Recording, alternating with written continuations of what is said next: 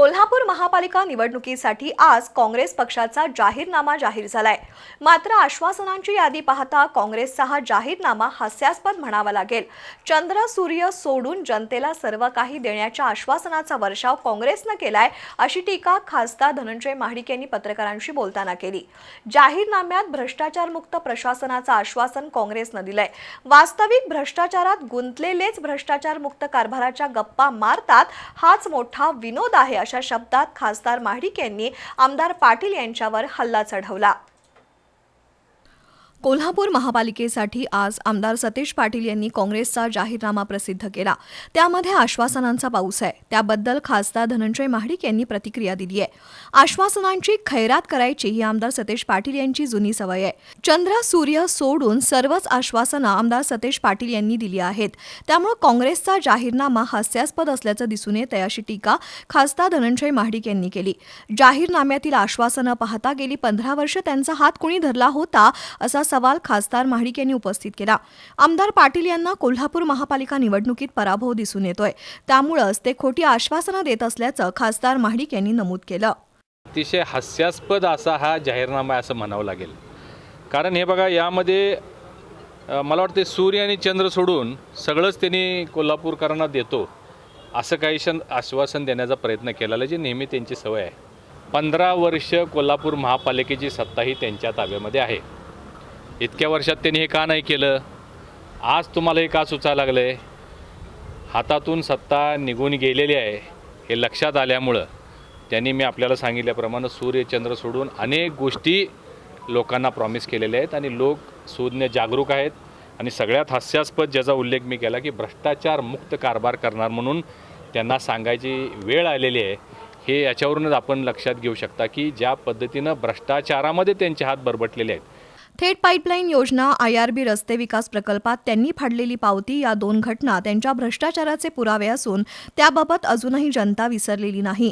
भ्रष्टाचारात थेट सहभाग असणारे आमदार सतेज पाटील आता कोल्हापूर महानगरपालिकेत भ्रष्टाचारमुक्त प्रशासन देण्याच्या गप्पा मारत आहेत, हाच मोठा विनोद आहे, असा टोलाही खासदार महाडिक यांनी लगावला।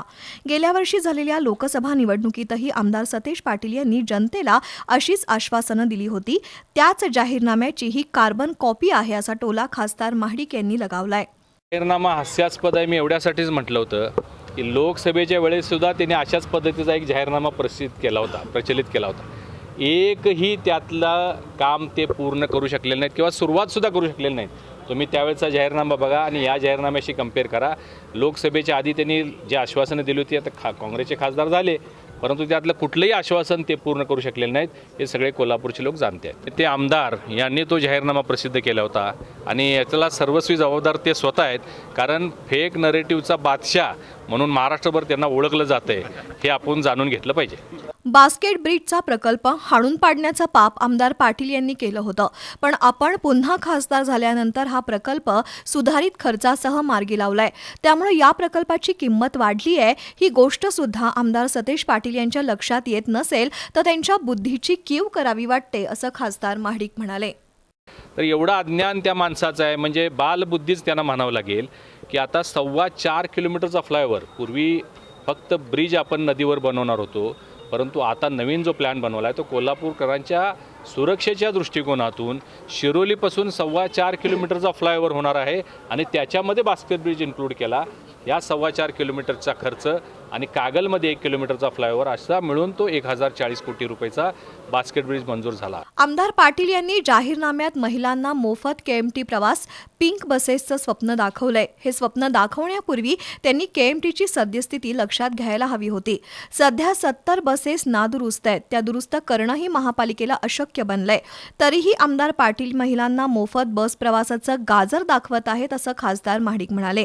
या उलट सातत्यानं पाठपुरावा करून कोल्हापूरसाठी लवकरच 100 बसेस येत आहेत।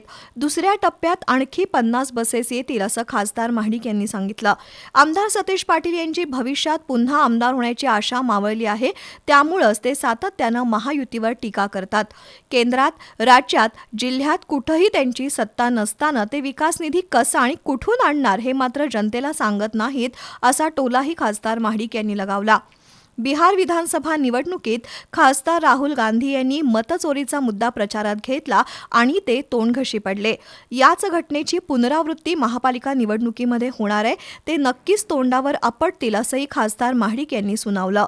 येत्या 2 दिवसात भाजपचा जाहीरनामा प्रसिद्ध होत असून त्यामध्ये जनतेच्या अपेक्षांचं प्रतिबिंब असेल.